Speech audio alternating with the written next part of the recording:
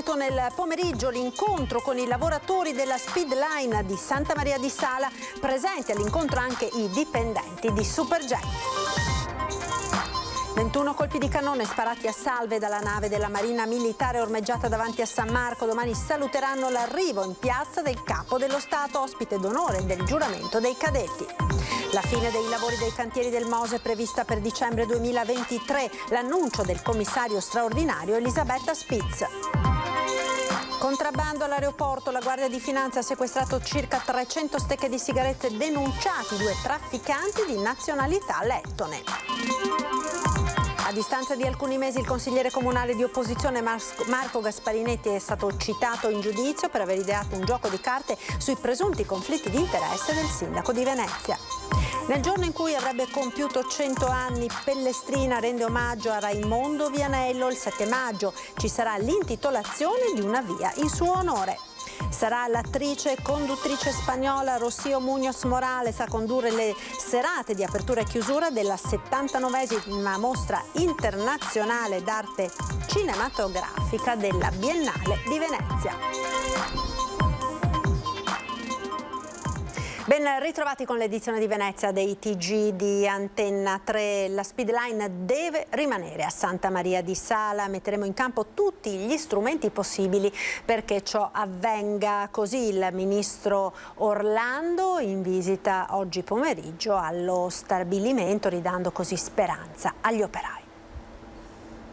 Ministro, qui a Tabina per esprimere la vicinanza agli operai e dare rilancio all'azienda come aveva promesso il governo.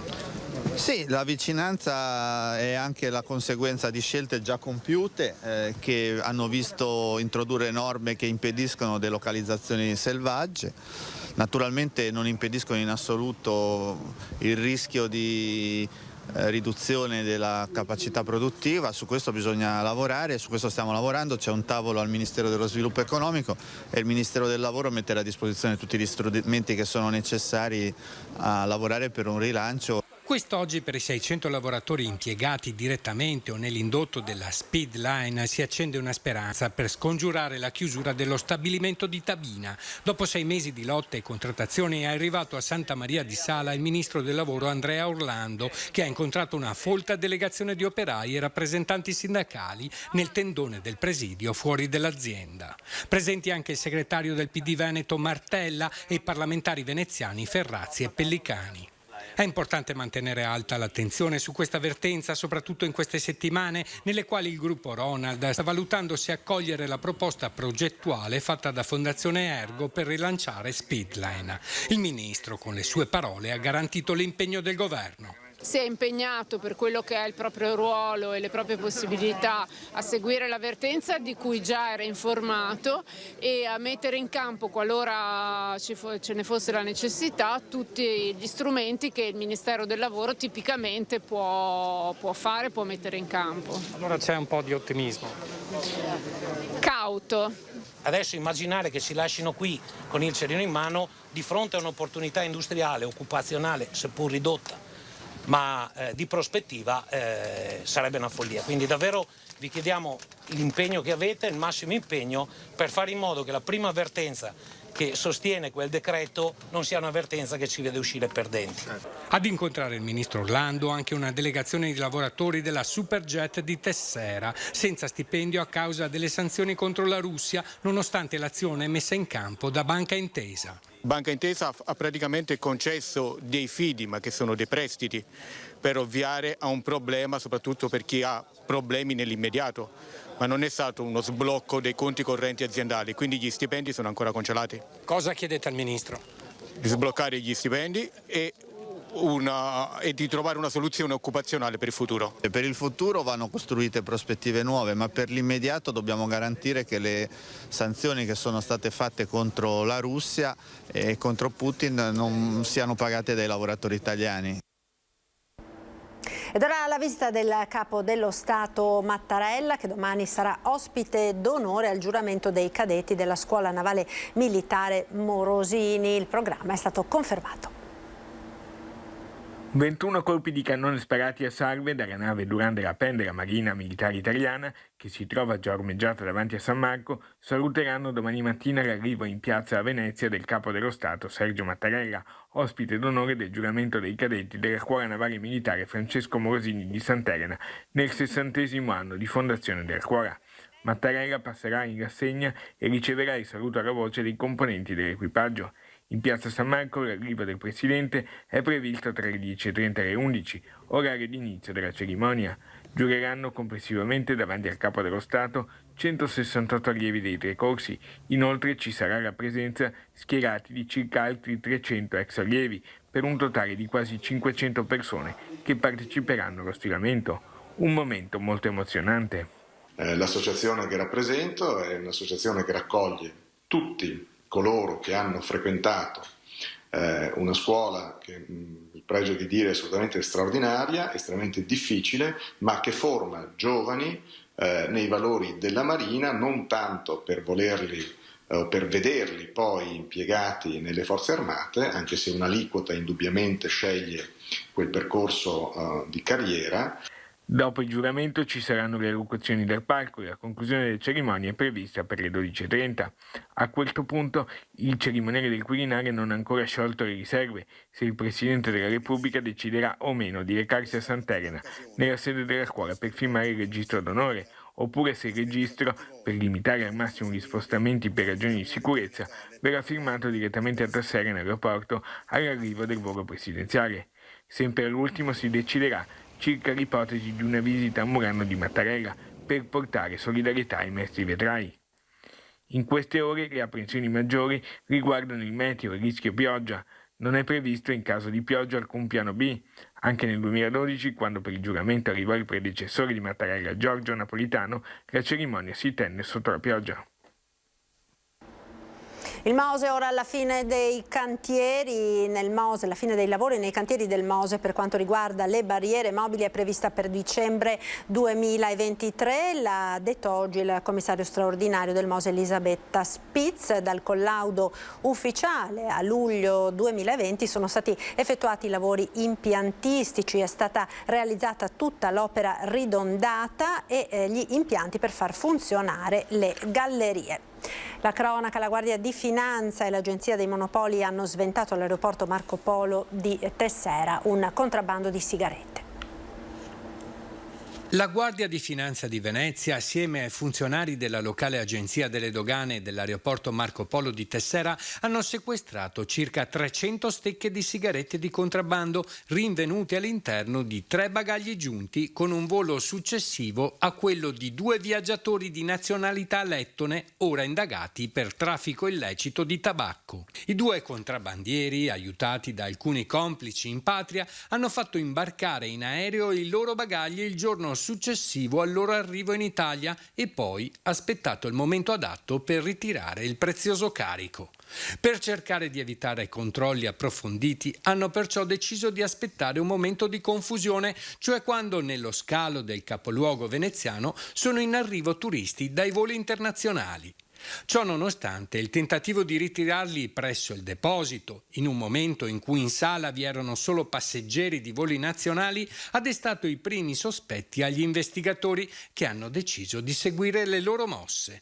A far credere ancora di più ai militari delle Fiamme Gialle e ai funzionari doganali che qualcosa non andava per il verso giusto, il loro tentativo di uscire dall'aeroporto tramite le corsie dedicate ai viaggiatori che non hanno nulla da dichiarare. Inevitabile a quel punto il controllo dei loro bagagli. Dai sospetti alla conferma del traffico illecito, il passo è stato breve. All'interno dei loro bagagli non vi era nessun indumento o effetto personale, ma ben 1500 pacchetti di sigarette provenienti dalla Turchia. Visto il quantitativo, i 2 soggetti sono stati denunciati alla Procura della Repubblica Lagunare a piede libero per violazione del testo unico doganale. Tutta la merce è stata sequestrata. Il consigliere comunale di opposizione Marco Gasparinetti è stato citato in giudizio per avere ideato un gioco di carte su presunti conflitti di interesse del sindaco di Venezia. Che gioco è? È un gioco nuovo, si chiama Scarseando. da un termine che ha coniato il nostro amato, se fa per dire, sindaco, e vuol dire in campagnolo stretto, vuol dire far schei, guadagnare soldi. Era lo scorso ottobre, quando a pochi giorni dal Consiglio Comunale straordinario, in cui il sindaco di Venezia avrebbe dovuto rispondere alle opposizioni sui suoi presunti conflitti di interesse, i membri di Terra e Acqua li avevano elencati ironicamente su carte da gioco giganti, ispirate da 13 pagine di dossier.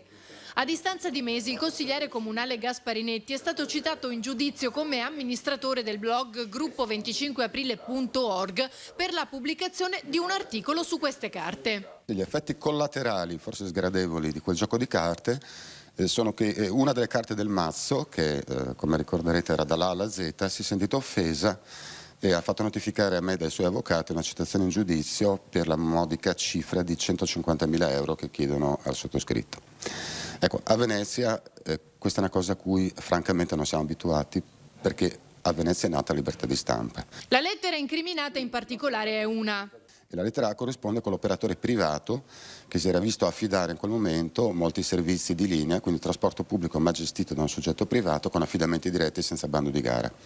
E questa circostanza che abbiamo evidenziato è stata colta come una critica, e diritto di critica ritengo sia legittimo, ma nell'atto di citazione si dice che era offensivo della loro reputazione. Ed è per questo che oggi siamo qui a lanciare un appello a difesa della libertà di espressione, perché prima di me altri hanno subito trattamento analogo e ne sono usciti vincitori tutti. Come è accaduto più volte in passato a Gianfranco Bettin, che ha voluto dare il suo sostegno collegato telefonicamente. Per Gasparinetti, da sempre attivo in difesa della città, ancor prima di approcciare alla politica, è stato un colpo basso. Sono circostanze spiacevoli, perché poi la sera ho dovuto spiegare in famiglia come mai avessimo ricevuto per la prima volta in vita nostra la visita di un ufficiale giudiziario e cosa significasse questo atto di citazione con quella cifra tale da mettere in difficoltà qualunque persona, perché chi cita in giudizio è una SPA che può pagarsi gli avvocati e dedurre le spese. Io sono un privato cittadino, al gettare in presenza di un consigliere comunale sono 50 euro a seduta, credo mi ci vorranno 15 anni di attività in consiglio comunale, ammesso e non concesso chi voglia ricandidarmi, perché questo tipo di azioni intimidatorie sono chiaramente pensate per scoraggiare i cittadini ed evitare che si immischino della cosa pubblica. Nei prossimi giorni sarà aperto un conto per chi vorrà sostenere il gruppo per le spese legali. Noi siamo qui appunto per dire che non ci pieghiamo. Se dovessi anche vincere la causa, questa operazione avrà i miei soldi, ma non avrà mai il mio silenzio. L'isola di Pellestrina rende omaggio con una serie di iniziative a Raimondo Vianello, popolarissimo conduttore che ha le sue origini proprio in questo territorio della laguna. Ma il 7 maggio, giorno del centenario, ci sarà anche un concerto di Edoardo Vianello al Palazzetto. Sentiamo. Abbiamo detto che in questa alla fine, dopo non poche peripezie, ci sarà anche l'intitolazione della via. Il 7 maggio 1922 nacque il grande Raimondo Vianello, nell'anno in cui il popolarissimo personaggio televisivo avrebbe compiuto 100 anni, sempre con il sorriso, la sua Pellestrina gli rende omaggio. Ci sarà una partita di calcio e un concerto di Edoardo Vianello e anche l'intitolazione di una via che porterà finalmente per sempre il nome di Raimondo. E il suo papà e il suo nonno erano proprio originari di qua, di Pellestrina, quindi pellestrinotti doc. Siamo orgogliosi di aver organizzata questa manifestazione perché Raimondo Vianello era uno di noi. Non è venuto poche volte a Pellestrina, però sentiva sempre la mancanza e ne parlava sempre quando era in studio. E quindi era anche uno simpatico, era una persona amata da tutta Italia e noi abbiamo voluto anche dedicare una via a Raimondo Vianello perché essendo di origine pellestrinotte. La cerimonia di intitolazione della via è stata al centro di un giallo, appesa a un filo. Inizialmente era stato comunicato dal Comune di Venezia che doveva essere ancora completato l'iter di approvazione e intitolazione di toponomastica. L'isola è andata in subbuglio, gli organizzatori quasi con le lacrime agli occhi. Poche ore fa il cambio di rotta del comune, l'intitolazione si farà in tempo. Si farà, è stato promesso e noi ci crediamo. Arriva da Madrid, anche se è naturalizzata italiana, volto noto nel mondo del cinema e della televisione. Ecco la madrina della 79esima mostra del cinema di Venezia. Sarà Rocío Muñoz Morales, spagnola nata a Madrid ma che ha scelto di vivere in Italia, la madrina della 79esima Mostra Internazionale d'Arte Cinematografica di Venezia, nell'anno in cui il festival, nato nel 1932, festeggerà il suo 90° compleanno. Rocío, compagna nella vita di Raúl Bova, con cui ha avuto 2 figlie, condurrà la cerimonia di apertura il 31 agosto al Lido e quella di chiusura con la consegna dei premi del Leone d'Oro il 10 settembre, un altro grande colpo del direttore Alberto Barbera. Così la madrina aveva parlato durante la pandemia. Oggi il mondo è completamente cambiato.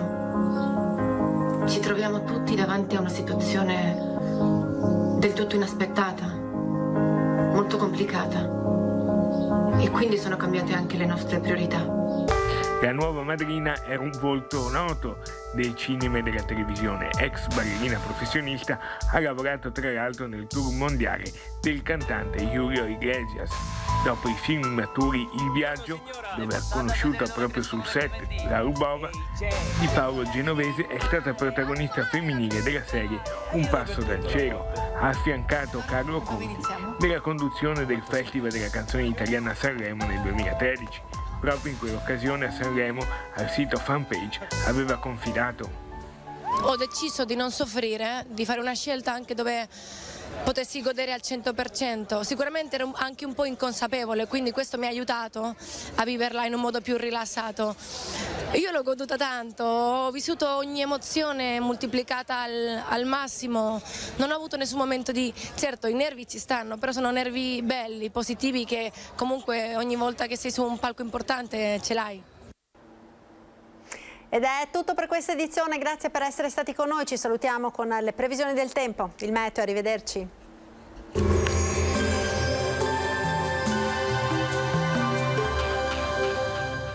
Siamo aperti! Chef Alberto vi aspetta con la bontà dei suoi piatti e la sicurezza dei nostri locali. Locanda Pontestella al Borgo, a Casale sul Sile.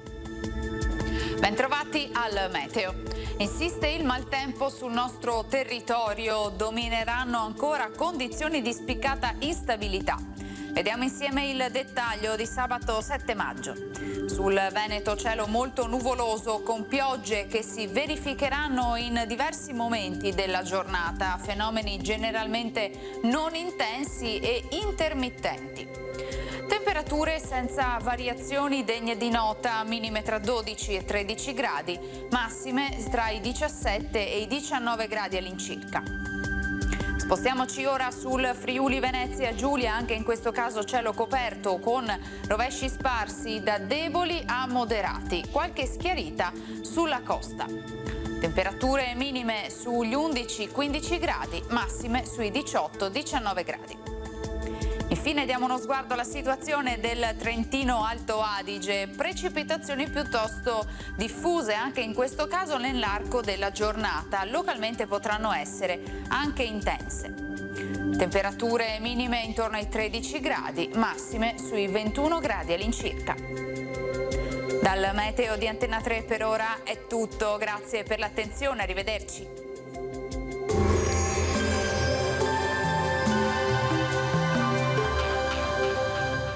Siamo aperti! Chef Alberto vi aspetta con la bontà dei suoi piatti e la sicurezza dei nostri locali. Locanda Pontestella al Borgo, a Casale sul Sile.